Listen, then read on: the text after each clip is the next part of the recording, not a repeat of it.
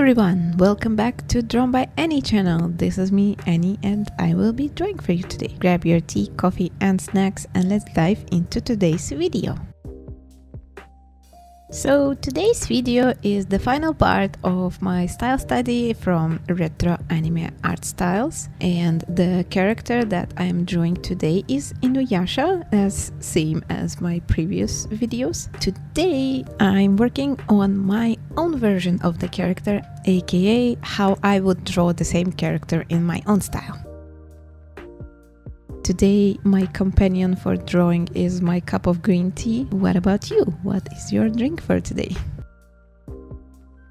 So the plan for the drawing is, as usual, land some colors and then add the finishing touches with the line art and see how it works out. I am trying to stick to the same color palette, even though I can't quite remember which color numbers exactly I used last time, but I'm just gonna try and go with my gut feeling again, because I forgot to keep the colors out the same the same colors that I used for the previous one, but it's not going to be much of a difference. Maybe I'm just gonna use a little bit different shade of gray on his sword, because that's actually the color that I'm struggling with. I have way too many gray colors in my collection, so whenever I need to use one, I struggle sometimes with picking up the correct shade, because apparently I think I need to make a new swatch because the one that I made was so long time ago and the colors on the paper swatch a little bit changed the shade.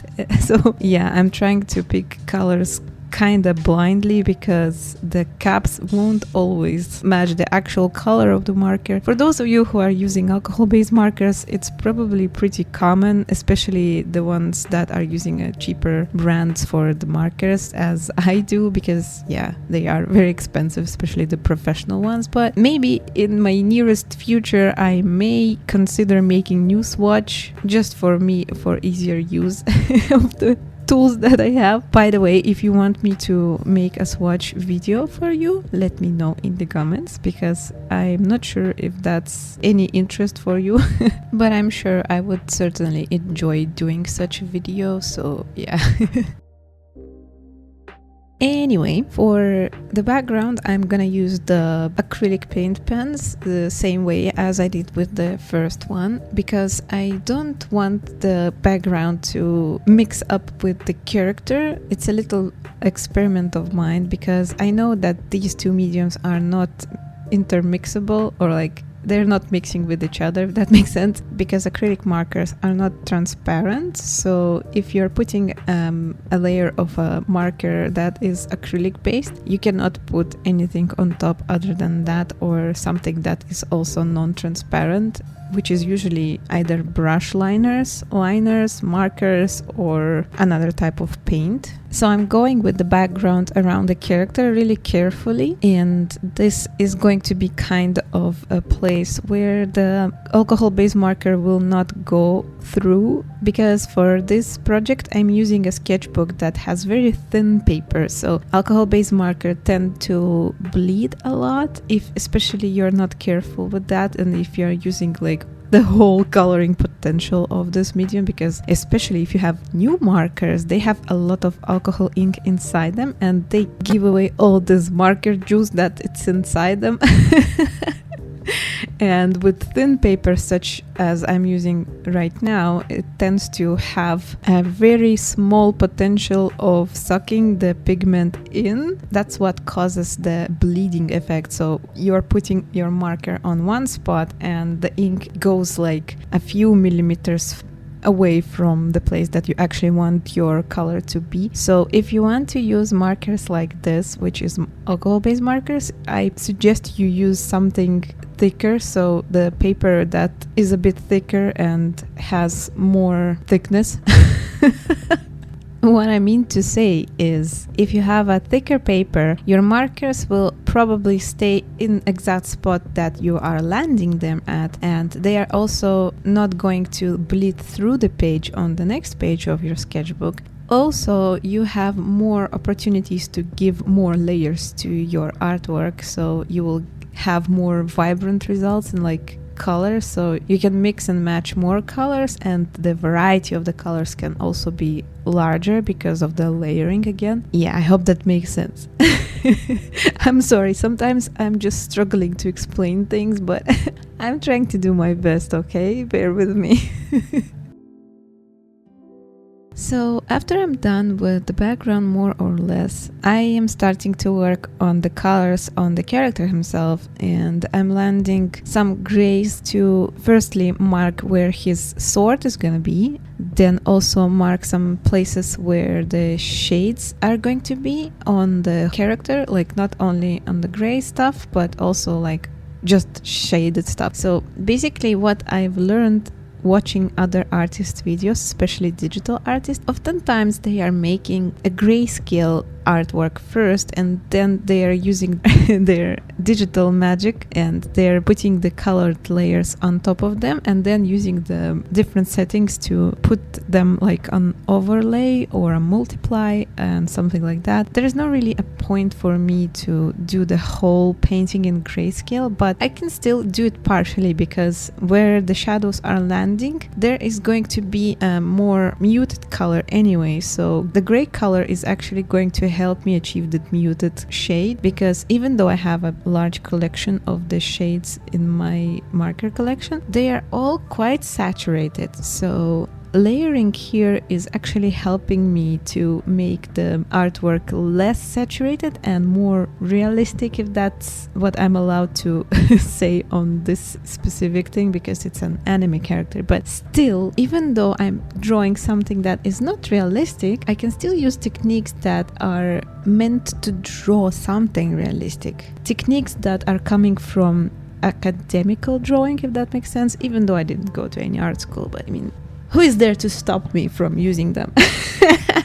I'm an artist, I see it this way, and I can do whatever I want. So anyway, after I'm done with the grayscale, or putting like a little guide for myself and for the future coloring, I'm just going in with the colors that are going to be used for the actual coloring. Firstly, I'm starting with my favorite part, which is hair, and after that I'm going to do the rest of the colors, which is usually a skin and clothing, and then the rest of the details.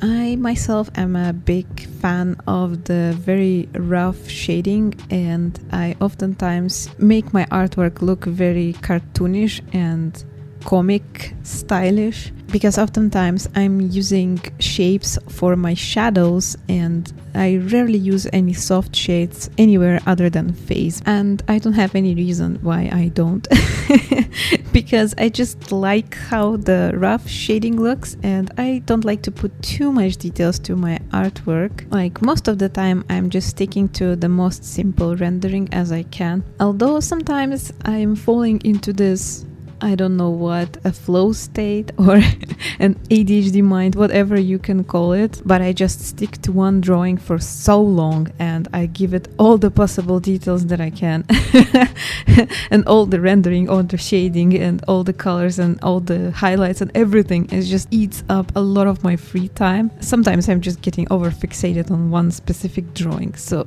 but it rarely happens, to be honest. This is rather an exclusion from the rule and not my main style or main technique that I'm used to, but nonetheless, with this specific drawing I wanted to keep it as simple as possible to kind of match the same vibe and style from the original, because I wanted to emphasize the details on the face and the differences in that, because for me it's the most important part in this retro anime style, and I wanted to see how much different my own style is from this one. And I also wanted to see how different of a line art my style has, because what I've noticed from working on the original one, it has very simple line art and it doesn't even have any much volume to it, and I tried to match that with the reference that I had on hand, but still I can see how my habits are sticking out a little bit even on the original art, where I'm trying to make a little thickness to the line art here and there, and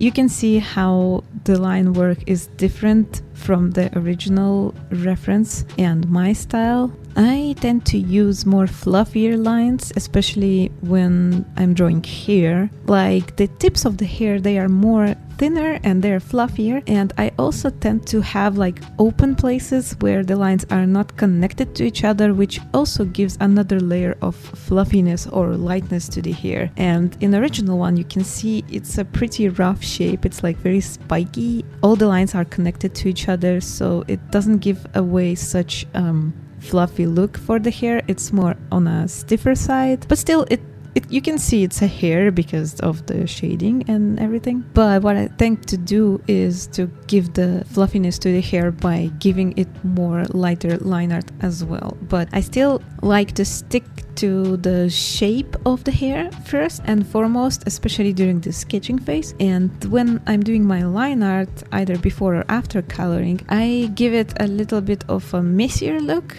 with my line work, just to make it look fluffier and lighter. Unless I'm drawing wet hair. I rarely do, but yeah, if you're drawing something specific like a wet hair, you don't have to stick to the same techniques and same ways you're doing the dry hair, because it's going to be different, obviously, because it has more weight and the physics are working differently. So the line work change is justified because you need to show to your viewer that the hair is wet, right?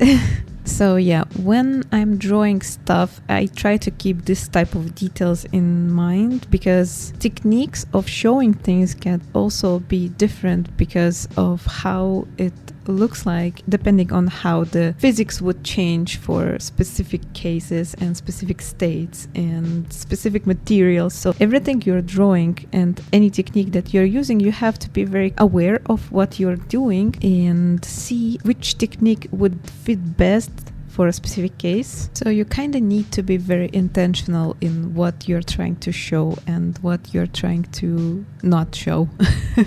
The drawing would turn out most believable and more realistic, let's say. Not in terms of a style like realism, no. Like realistically, what would work for the world that the character exists in. I hope I'm making sense. Sometimes I feel like I'm talking nonsense and nobody understands me and everybody's just like, what is she talking about? Correct me if I'm wrong and let me know in the comments if I'm actually making any sense. Speaking of all of that,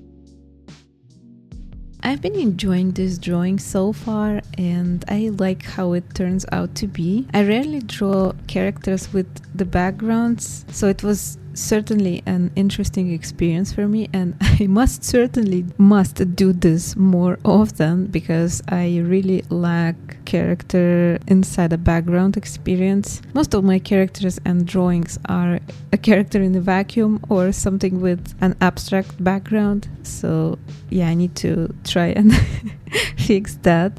But I really struggle to do so. I think it might be a little bit easier if I start drawing my own characters for Lyria World more often, because I haven't done that in a while. But these are just usually turning out to be such complex projects that are very hard to make into a cool video that you would like, guys. So I would certainly need some encouragement to do that. So yeah, if you like to see more of my work, subscribe to this channel and leave a comment or a like if you like it. I will appreciate it very much. But for today's drawing, I think that would be it. I really like how the result turned out to be, and the style study was really interesting for me for this one, especially because I grew up watching animes looking similar to InuYasha, and it was really nostalgic for me to draw something from my childhood or something that is matching something that is coming from my childhood. Wow, this turned out to be such a matryoshka of meanings. I'm sorry. Anyway, I thank you very much for joining me on this video, and don't forget to wash your cup and stay tuned for my next videos, and I hope to see you in the next ones. Bye bye.